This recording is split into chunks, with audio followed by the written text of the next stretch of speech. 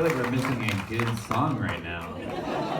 That was so fun watching that with you guys. Thank you. Thank you. I was about to say, when was the last time you got that each of you had watched this movie? Is this something that Years now, right? I don't know. It's certainly been 5 years. yeah. A while.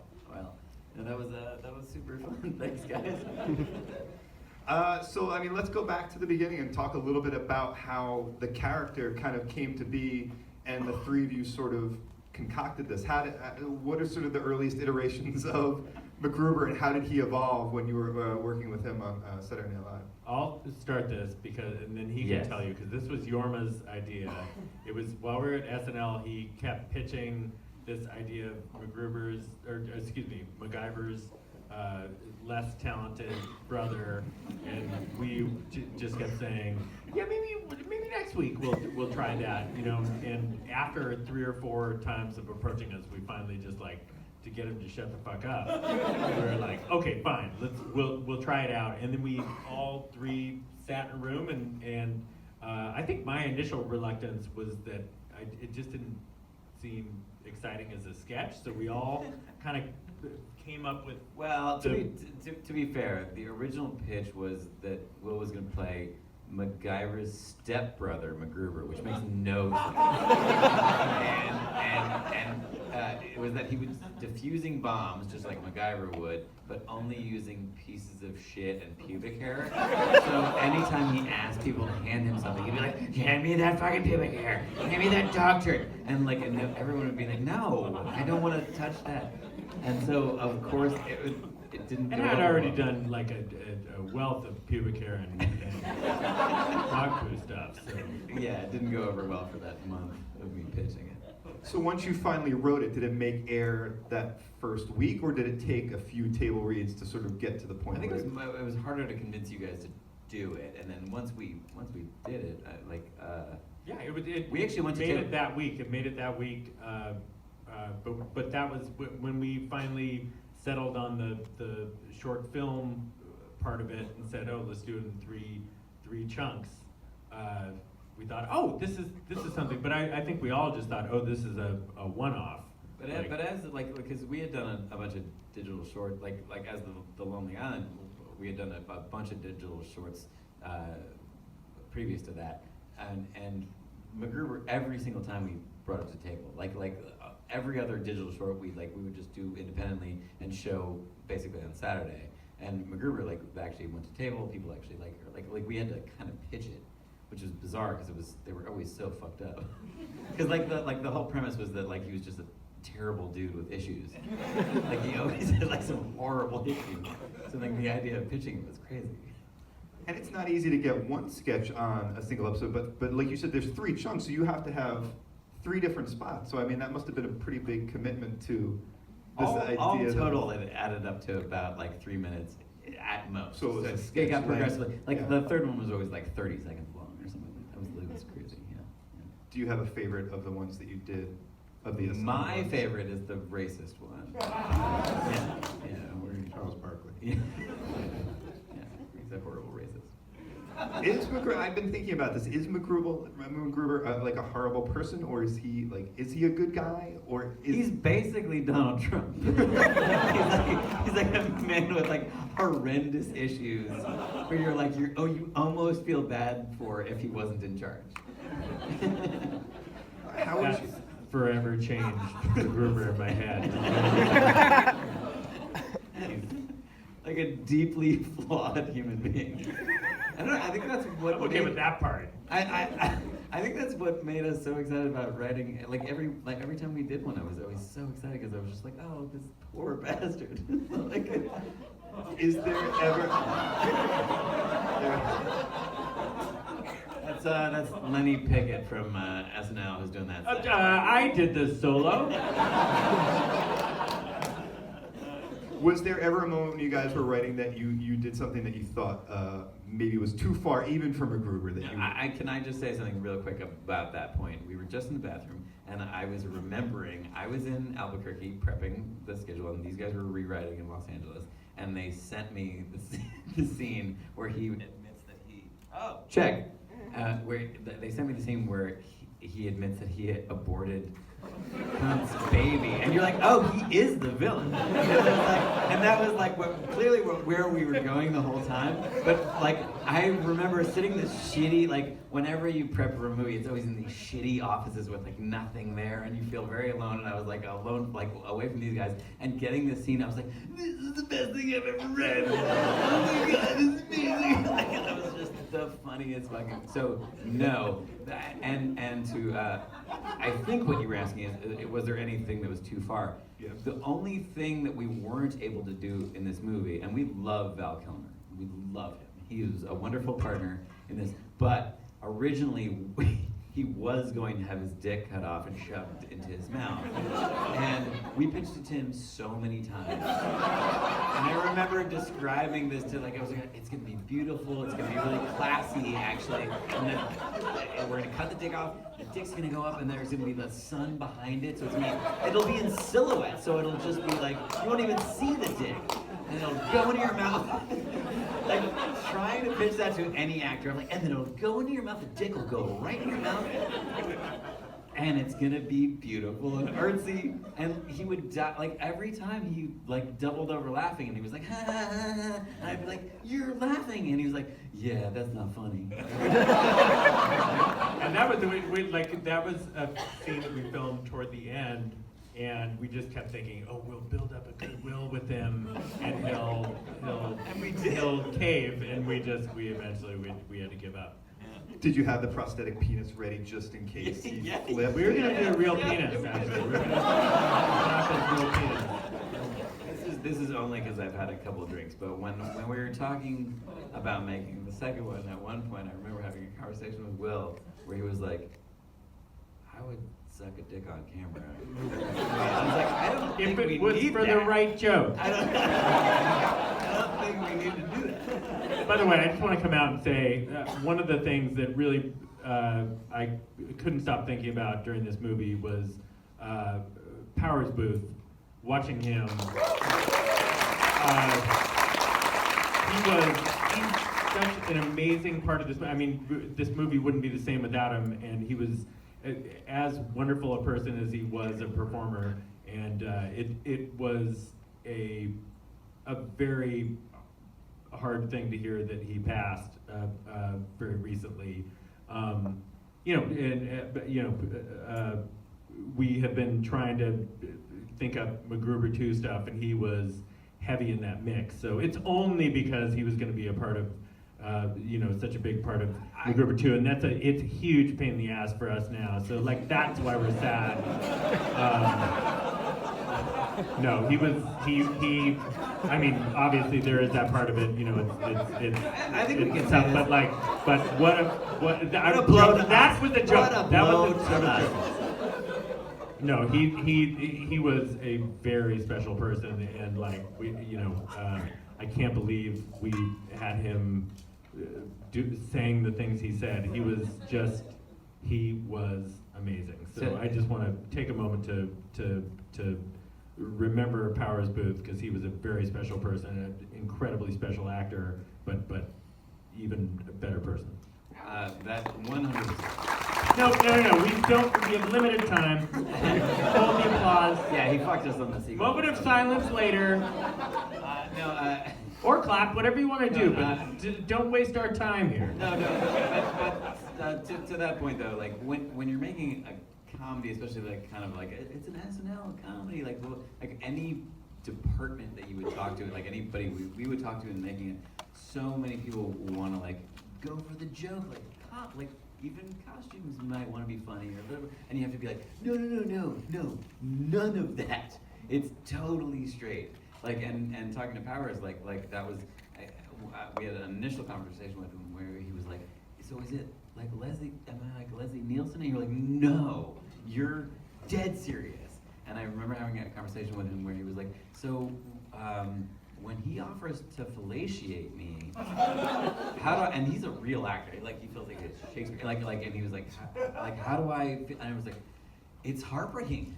You know, I mean, like you're his mentor, and it is a heartbreaking, and having that kind of conversation with a real actor. It's always hard with a real actor to be like, how do I put this in terms of but it's so much of the movie works for us because you have these validating, real, unbelievable actors who are speaking across from this lunatic.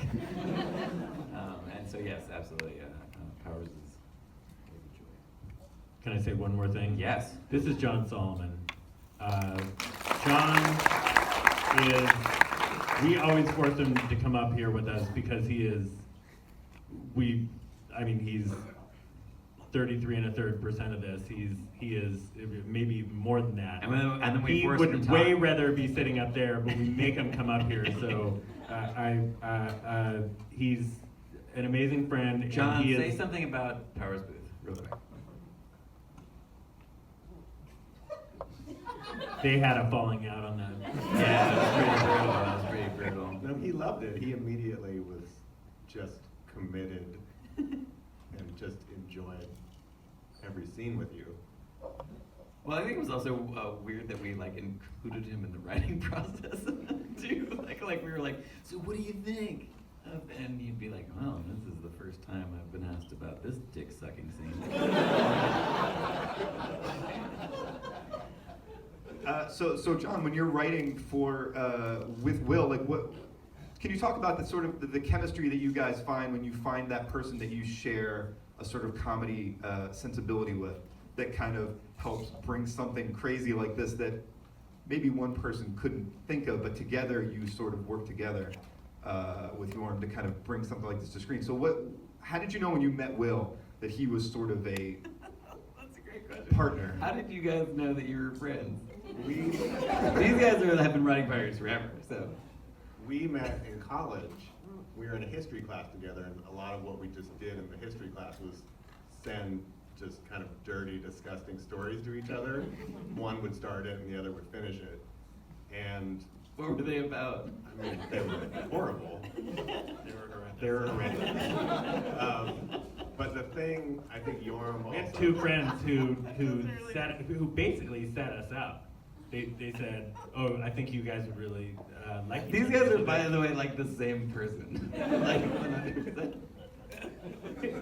He has a much bigger penis than I do. I mean, the stories I have heard.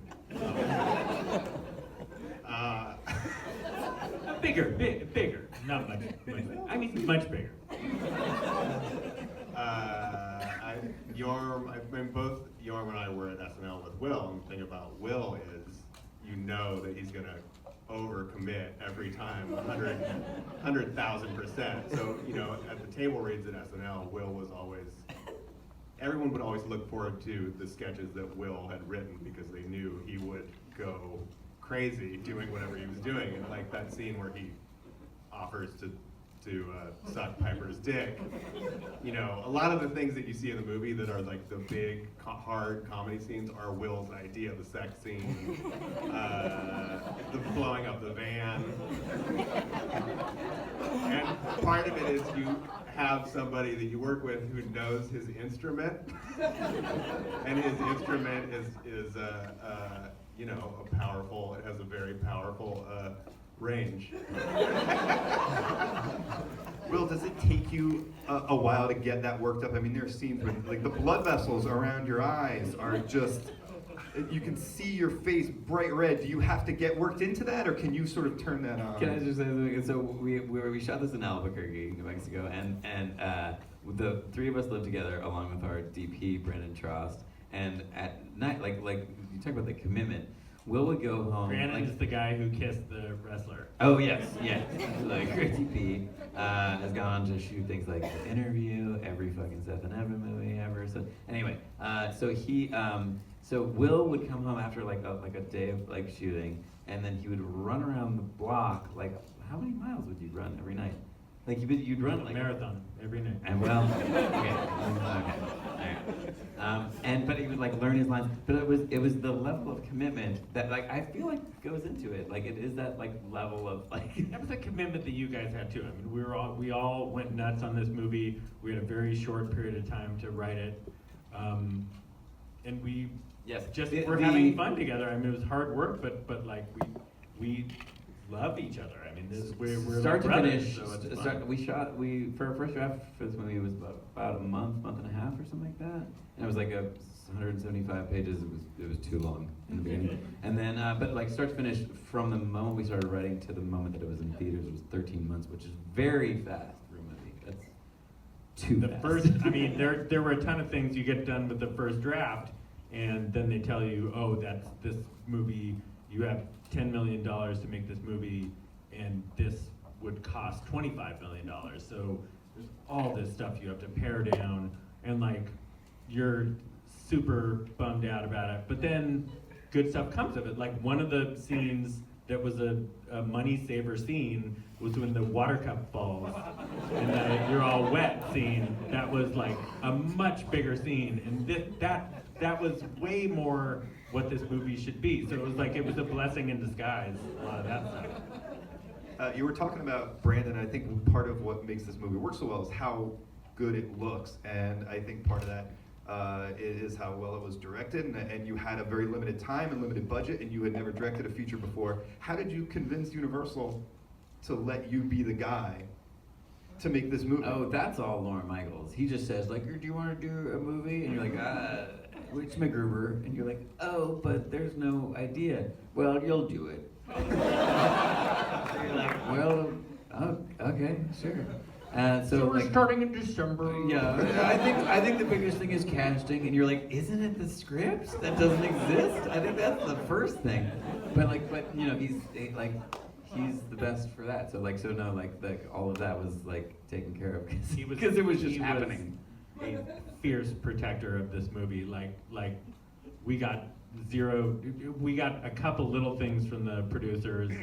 You know, they were trying to make us they said, oh, one of the financiers' girlfriends, put her in the movie and we'll get $1 million or something like that. And it was when we were at the compound, they said, just write a page of dialogue. We're like, there's not a scene for that.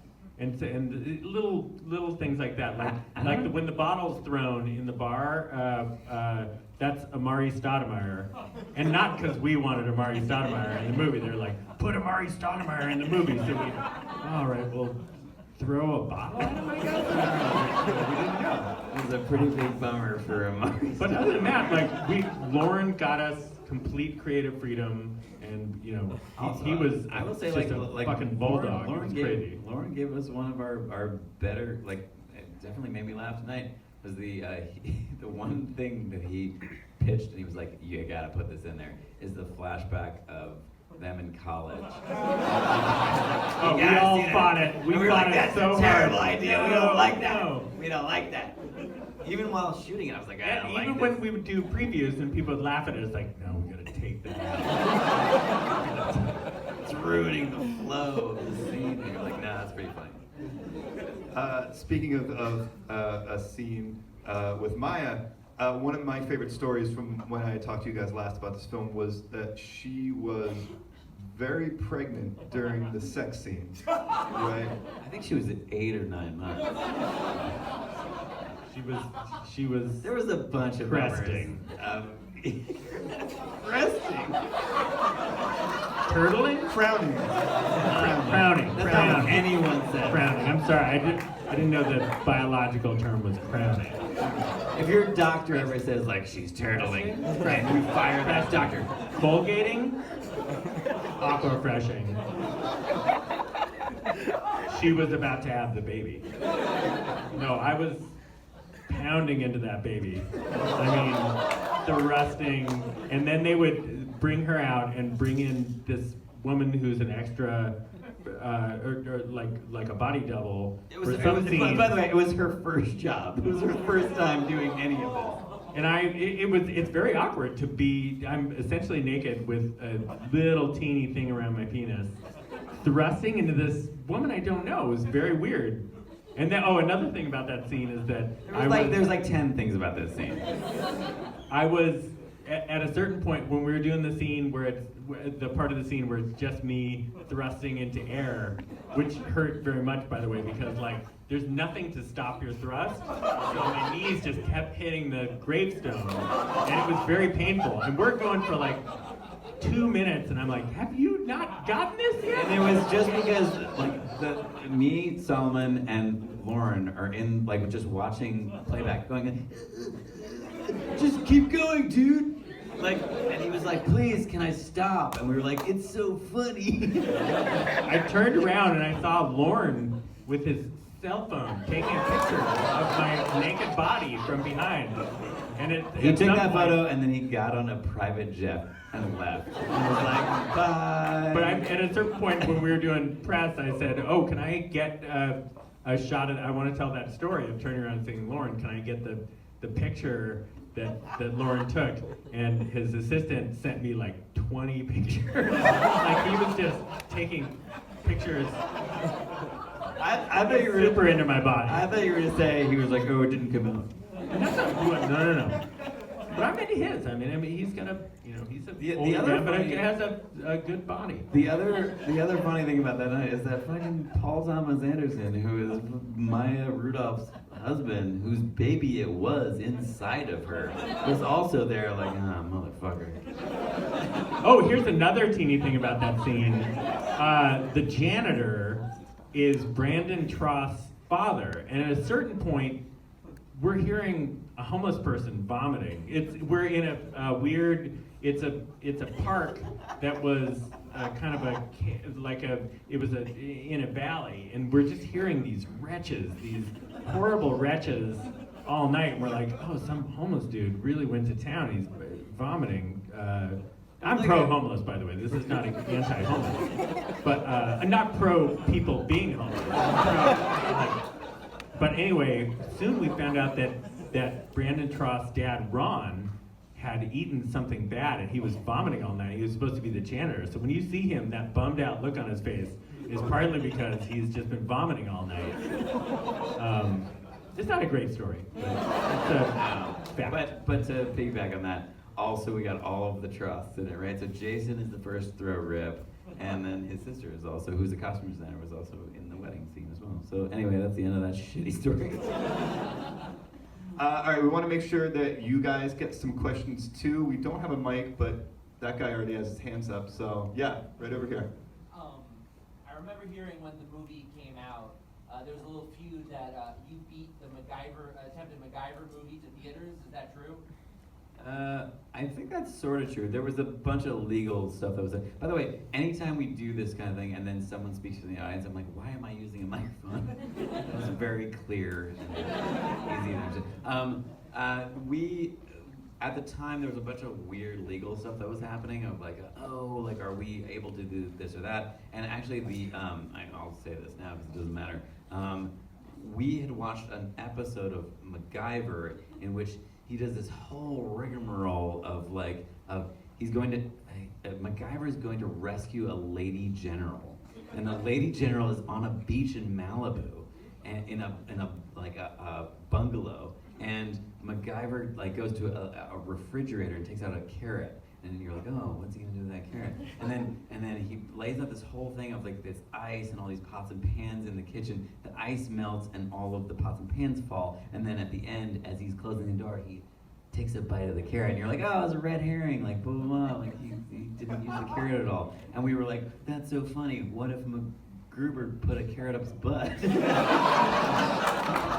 That's his distraction. Which, by the way, is so vastly different that there's no fucking way that the people at MacGyver would be like, hey, that's our intellectual property. But because we mentioned it to the people at Relativity, they were like, no, you can't do carrot. So that's why it's a piece of celery. It's because they were worried about it. So, I had practiced for months putting a carrot up my butt, and it was a tough change around. It was a worthwhile practice. It changed the structure of my butthole, to be honest. But to answer your question though, yes, we did, and then they made the TV show. And the weirdest thing that we were talking about like tonight with the TV show is that we used the font for like when we were selling MacGruber, they used the same font after us.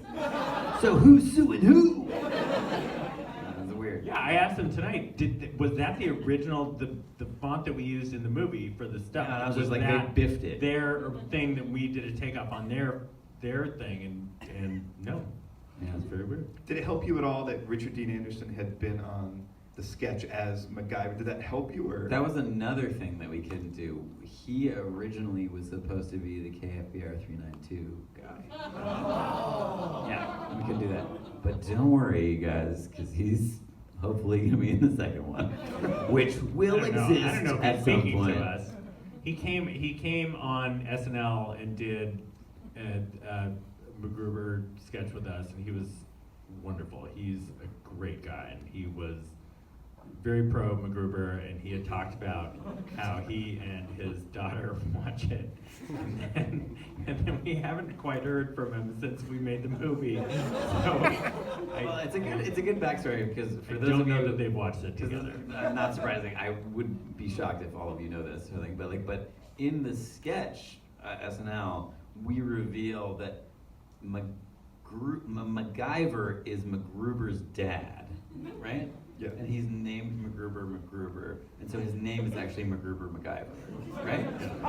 So his last name is MacGyver and his first name is MacGruber. And he's the stepbrother. Yeah, right over here, right in front. Yeah, it's for Will. Between this and the excellent Last Man on Earth,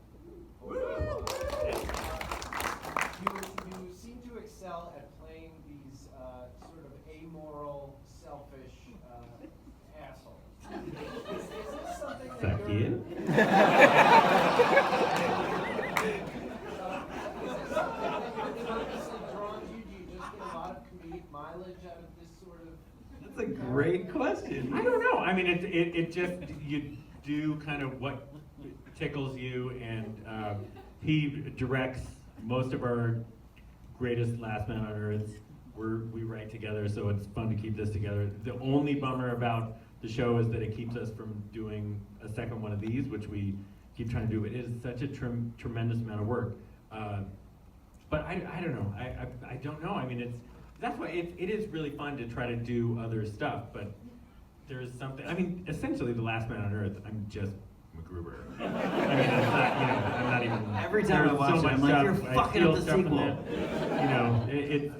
It's just a different haircut, but it's just fun. Will fun, and Will's like the opposite of like a dude who's like pent up and then rages. He like his characters are pieces of shit, and then him as a person is like the nice. Like you never want to leave a party with Will, especially if he's in the back of the room because he's gonna have to shake every fucking person's hand. So you're like, I'm gonna leave because this is gonna take half very an nice hour. person. And there was a moment on wow, so we got you get per diem when you're in a movie, right? Like you get a bunch of money like per day. That's very exciting. And Will got like I'm just saying like $5,000 for MacGruber.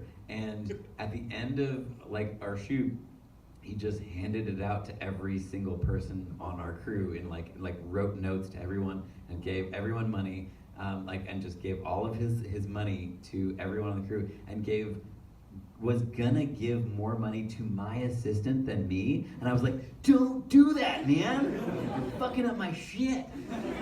He's just the sweetest. I wiped my ass with every single bill. It was my way of empowerment over those underlings. Right up in front here. I want to get back to the celery for a second. Sure. I noticed in the editing that we saw you with the celery in your ass, but we did not see Ryan Felipe with the celery. You know what's really weird is that everyone says that, but it pans down from his face. It's not a CG. It's a pan down. There's no cut. Everyone says that, like, oh, you didn't see it in his butt, though. I'm like, no, it pans down from his face to the point where we did enough takes where Ryan was like, I'm good.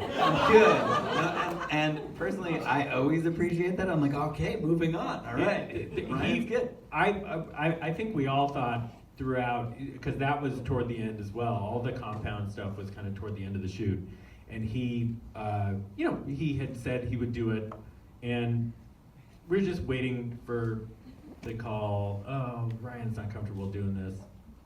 No, He was awesome. And he fully, totally, he's a man of his word.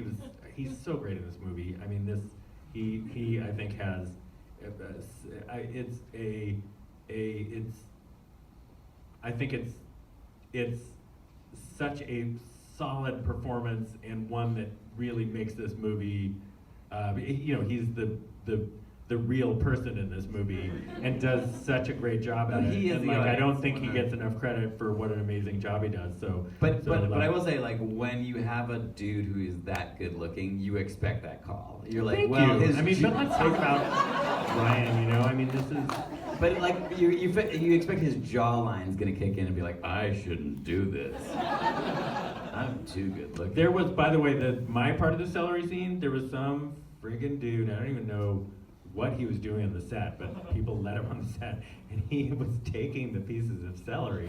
Remember that? He gave me a Blues Brothers pen that John Belushi had given him, and then I don't remember this at all. people were like, "Oh, he took all the celery that you put in your butt. He took off." Remember that? That was also the day that my mom had come to visit with her two friends, and I was. Aren't she you called me in the proud? morning, and I was like, "Yeah, come down to the set, whatever." And she's He's like, the "Okay." star of a movie. So I'm Look just at him. friggin' going around dancing with a piece of celery in my butt, and they're like, "Cut!" And I look over, and there's my mom going, just looking through this window in the warehouse, and her friends are behind her, just. And I got a message from her, like during lunchtime. We've decided to go out to Santa Fe for the day.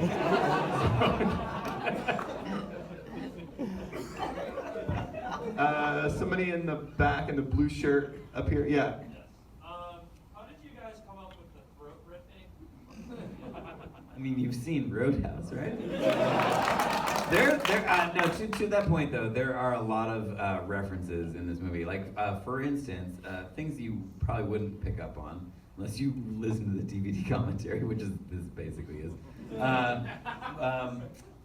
There is this shot in Commando when he looks through binoculars, and the binoculars don't match his binoculars at all. So I think it's this crazy look, and I literally freeze framed it and then recreated it on Photoshop, and that's what we're looking through when we're looking at the compound.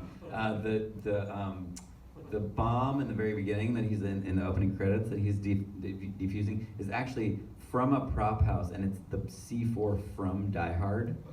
So we were like, oh, I never shit. knew that. Yes. Well, there's like a bunch of, but there's a bunch of references in the movie, and then there's also random ones. Like, I love the movie Rad, and which is about a bicycle. It's like basically the Karate Kid on BMX bicycles, and like when she says set to jet MacGruber, that's a direct reference Where to did Rad. I forget where the growl came from. The growl was like when you hear that, like, over explosions, that wow. Our sound dude is this. He's an amazing sound man, but like he had worked on like Oscar nominated and award-winning films and blah blah. And he was like, a good sweetener for explosions is like a lion growl, but you never want to make it too loud. And as soon as he said that, we were like, aha! And I kept threatening Sean. I was like, we're gonna put your credit over that. Like, as soon as you hear that, we're gonna put your fucking credit. Right over here, the woman with her hand up right over here. Yeah. So I noticed a lot of butt references. How many butt shots were Are you talking about MacGruber or Last Man on Earth or Brother Solomon or? No, but I noticed tons of MacGruber butt shots, no less than 8. How many were planned and like written in the script versus actually moved to the cut? Like, how many shots of your ass were taken? think they were all planned. No. There's one that wasn't, and I can't remember where it was. But at one point, you were like, I think I gotta show my butt here. Yeah, get out that fucking cocksock. There was one that you pitched on the day, and then. Oh, was it the pumping in the sex scene? The close-up pumping? Well, yeah, because we had to get that spray bottle to fucking. That was make such a it bummer for sexy. Wig. It was her birthday. And it was Happy up in birthday. the top floor of this house. It was so hot already. It was a There child's were all bedroom, these too. lights. And I'm just pumping into her and dripping beads of sweat. Like You can see her laughing in that like shot. Godzilla beads of sweat. Like not human beads. Huge beads. And it was such a bummer for her. And production got her like a hotel room in Santa Fe for the weekend and a spa package because of what she went through.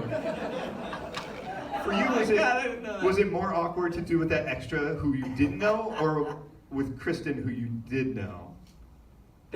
With Kristen, we had known each other for long enough, so it was like, It was fine. Well, by the way, We should've just- so we talk about that. Talk about that pumping and butt shot one more time. That was one of the we didn't have that much money for CG in this movie, as you can tell by the guy falling, kind of falling. Yeah, but we did need a CG shot for that because in the moonlight of Will thrusting, we had to remove his balls swinging back and forth. Am I allowed to say that about your balls? Yeah. What's She asked the question. So. do people's balls not swing when they're? Oh, there was one. I thought of it. This is not connected to this, but there was. It just made me think of after the growl. We had the hardest time figuring out. At the end, we went with classic MacGruber, right? After the explosion, right? Don't I look up and say Yes. classic? Yeah, MacGruber, there was a right? lot of alts for that. There was one of the ones that was one of our favorites that we almost went with was classic MacGruber. MacGruber. Getting it wrong, getting your own name wrong. We were this close, but then we have like a whole, because we had this whole thing that didn't make the first. Well, film. don't, because it might be in the second. They're not going to tell anybody. It's like it was a scene with our With my Richard dad, Dean- with who Richard was, Dean Anderson. we wanted Jack Nicholson for, which of course he wanted to he did not want to do it. But it was going to be this thing where never mind.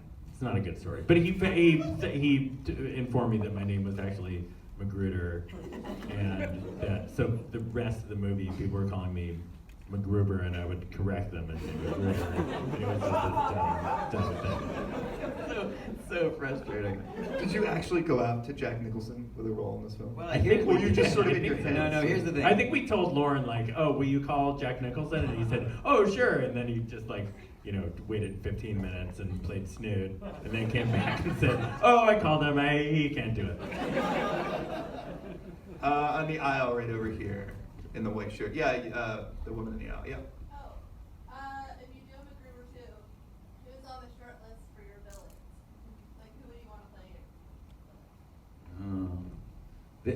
This is where it starts, the rumor mill, right? Right now. It's a good chance to get some buzz.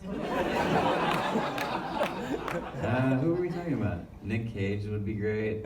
Doing a Jamaican accent. Because we heard that Seth and Evan were like, when they were trying to do Green Lantern or Green Hornet or whatever, that's what Nick Cage wanted to do, and they were like, oh no. And we were like, yeah. We do have a front runner for the name. Oh, yeah. Am I allowed to? Yeah, sure. Whatever. I mean, who gives a fuck now? Enos Queef. Yeah. Which MacGruber keeps It mispronouncing as unfortunately anus. sounds like queef Yeah. and anus. And he does a lot of smells like queef in here. Not to ruin the segment for you guys. How far are you guys along in that process? Because last time I talked to you, you had certainly ideas, but I don't know that there was an actual draft. Is there an actual first draft? There was like a very, very, very rough draft. So There's some stuff. I mean, obviously, I hate to say it, but Powers Booth was going to be a major part of the second one. yeah, so we did this. He's kind of, I won't say that, but He was gonna have a lot of sex with Kristen Wiig. A lot of sex. And it's probably, That's what I we will can not say about that it. his Yeah. death was for the best, but,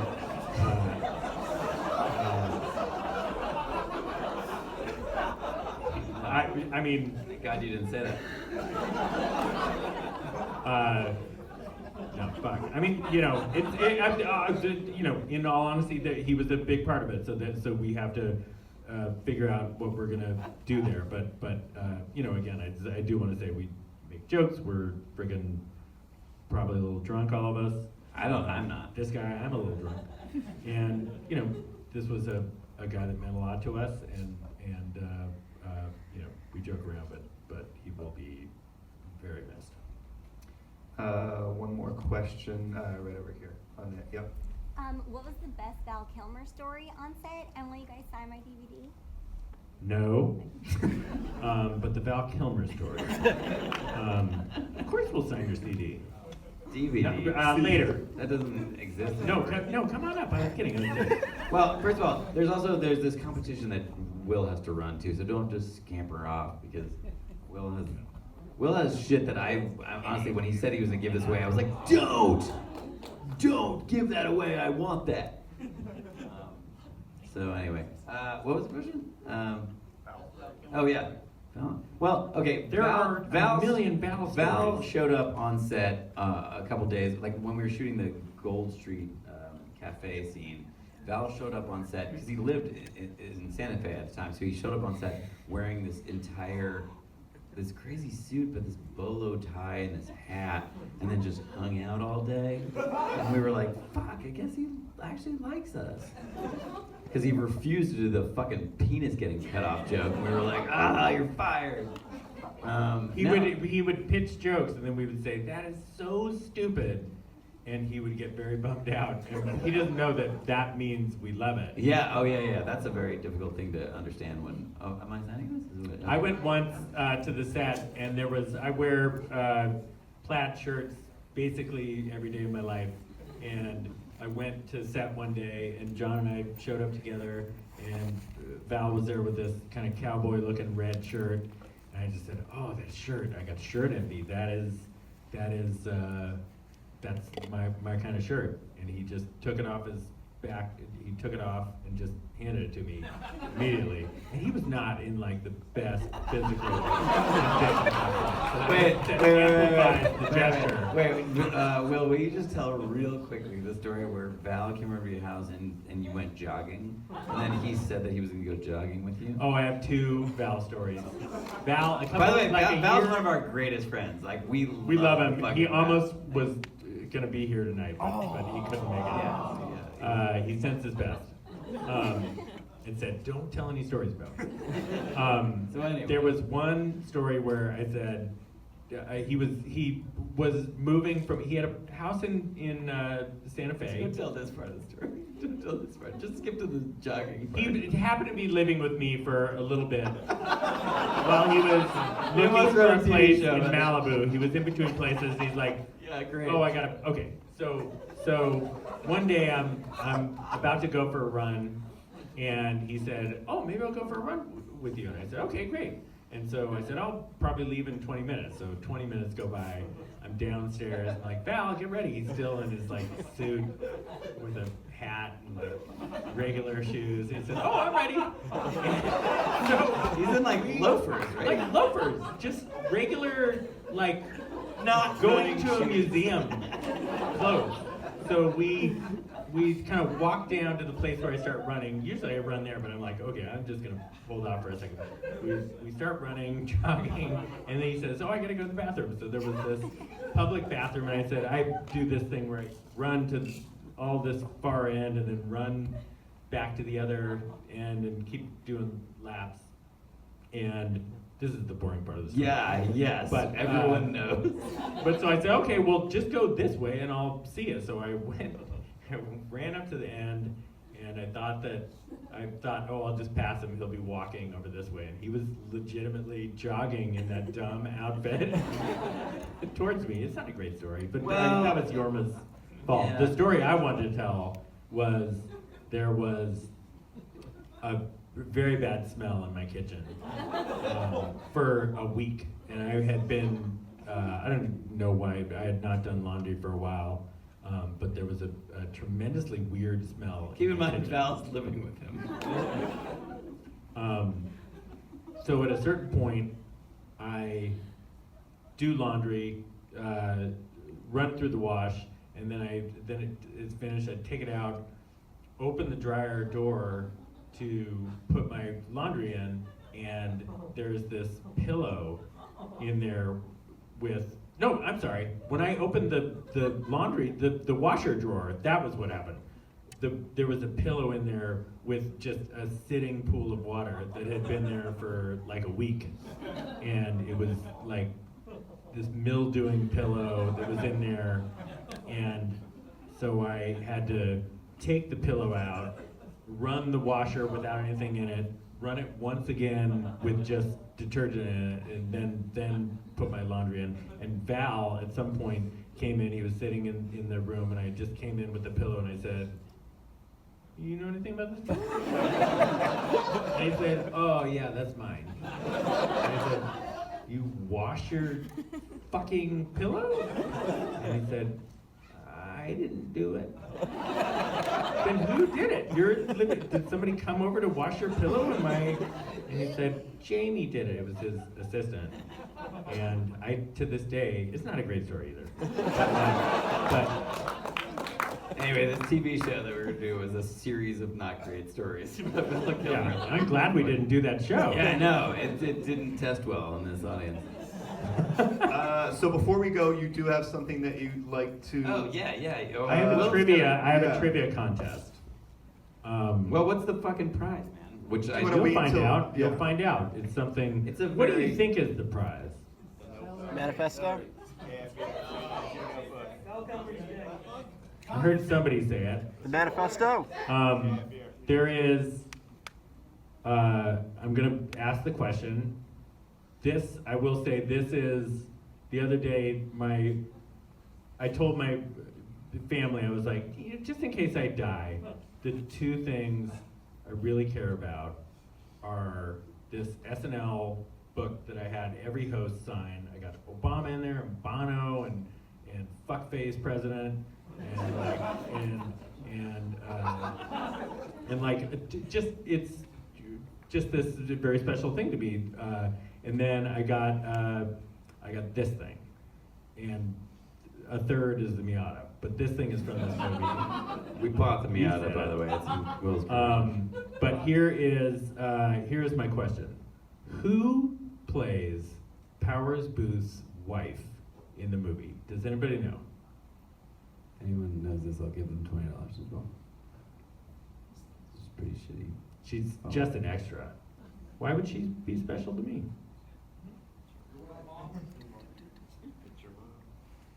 Who said that? You said it. Well, the fact that he also guessed Over here. the fucking thing. I also have. All right, so now come on. Now that you. I almost feel like It's Patty Forte. Patty Forte. My mom played Powers Booth's wife. This is not the resounding thing. I wanted somebody to actually know it, but you technically won this prize. So I feel like you're get up disappointed here. you're giving it away now. Like, I'm sort of a disappointed bummer. that you're giving it away because which page are you gonna give, man? I'm not giving this away. So while Will orchestrates this bit of this, the other funny thing about this particular prop Oh is this my God. I'm not giving the whole thing away, but I am ripping a page from it for you.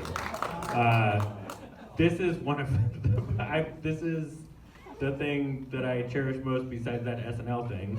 And, it's really Will, dumb. This is, but no. Just to give you some context, this is not a prop that was created. This is Will's thing that every time we weren't shooting, he fucking was on the floor drawing this shit. Like every page in it, like not in a cool way. You're like, oh, that's a problem. Like we didn't even use that circle page. I feel like we were as worried about him as Piper is in the movie. Yeah, this is not funny. This is like, oh, look at this. What is Actual that shit? notes. Oh, these might be ideas. Hey, cunt, hope your butthole is hungry because I'm about to feed it a grenade. Hey, cunt, 9 out of 10 dentists agree you just got killed. Hey, cunt, too bad you forgot to piranha-proof your boxer briefs today. Circled, hey, cunt, suck your own dick. I think you might want Hey, one of cunt, these you are so pages. fucking ugly and it gives me great pleasure to kill you. That's not a good Possible things to use after Possible killing. lines to use after killing someone. Dead at the age of who the fuck cares. You just got ice picked, you fuck. Repeated, hope your butthole's hungry because I'm about to feed it a grenade. He's a simple guy. Hey, anyone missing their mouth? Your deodorant is strong, but not strong enough to keep you from getting killed. I'm hung up on you, and you're hung up by that rope. And then I have in parentheses, you fuck? Question mark? Wondering if you fuck too much. What page are you gonna give him? Why? I mean, that's my child's name. Enjoying the taste of self dick? Hey, cunt, would you like some mashed potatoes with your dick? Cunt, you kiss your mother with that mouth that's attached to a body that has no dick anymore because I cut it off.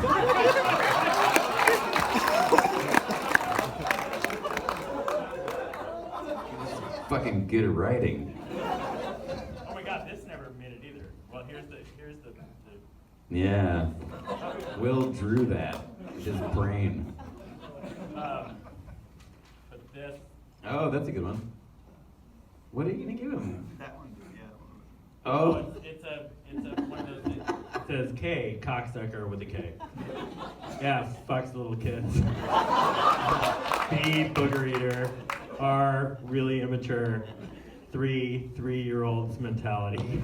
9, 9-inch wide butthole from getting plowed by dudes.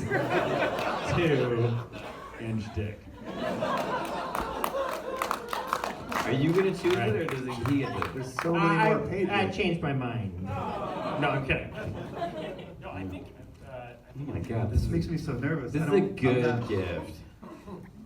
By the way, I Sort of want one of these defeats fucking the- pages. They're all special to me and my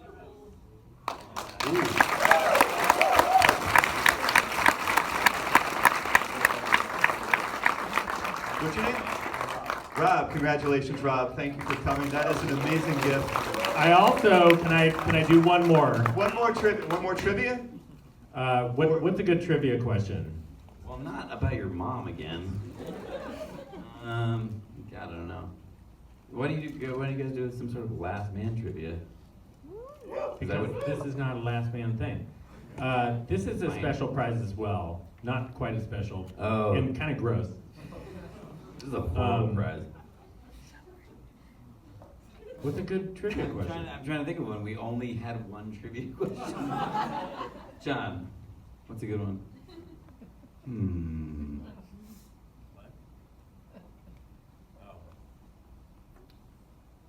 We have a friend who's in the audience. His name is Jason Sudeikis.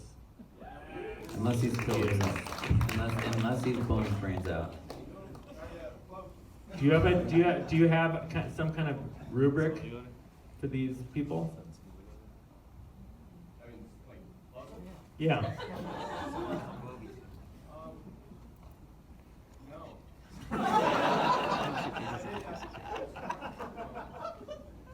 I mean, what's that? I'll start thinking right now. Before I just thought I'd just sort of sitting here passively, but I guess we kind of fucked up. So and it's kind of this thing that's a bummer to get anyway. So I'll just tell you, this is what I wore around my penis when I was having sex with everybody. It's I think hard. we washed it, but I have a considerable but odor. It's very hard to use the word prize with this. So anyway, there's this fucking prize. It still has that some of we the movie have. in it. So who? Does anybody want this? I mean, I guess is what I'm saying. Yeah. It's your birthday? The birthday boy. Put it on. Put it on. Take off your pants. Oh, that's such a weird hug, you guys.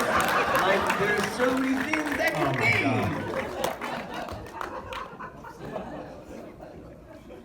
You guys, this How is... old? How this is- old? Who the fuck cares? Oh, that's very exciting. And you chose to spend it with us. Hey, did the Warriors win you guys tonight? Did anybody check? They lost? Yes. Oh, that's good. That's good. Gotta win at home, you guys. This was a very special thing to watch this movie with you guys. I really appreciate you coming out. This is something that I somehow got a chance to be in a movie that was nominated for an Academy Award, and I am every bit as proud of this movie somehow as that movie. And that's not to brag about being, I mean, I guess it's a little bit to brag about being in an Academy Award nominated film. It's mainly to brag about being in an Academy Award nominated film. Did you guys know that it's a movie called Nebraska? Nebraska. And I played this guy. No, but it is this. My mom would kill me to say this, but I'm so fucking proud of this. I love this thing with all my heart. It's, you know, if you play the marry, fuck, kill game, Nebraska, I would marry that movie. This is the movie I want to fuck. And Brother Solomon, I would probably kill. But it is, you know, you make this movie, you care about it so much, you really love it. You go watch it just tank at the box office. It's tough, you know, you still, so far after the movie coming out, to have something like this and know that there are people who appreciate it. It means a lot to us, and we really appreciate it. So thanks for sharing this night with us. We really appreciate it. 100%, and honestly, it's very rare when you do what we do to be out with the people who actually are getting to see it, and it's really a joy to be able to be with you guys and love it the way that we, as Will said, like we put so much love and energy into these things, and yes, when they fail, it's like, or financially fail, it is like there is a sadness that goes along with that, but there's so much that goes along with, like, just, I've met a few things that are like this now, that go on and live beyond their opening box office weekend, and it's really, really wonderful to experience it with you guys. So thank you so much for loving it the way we love it. Yeah! And eventually we'll make a second one. As soon as these guys get off that fucking show.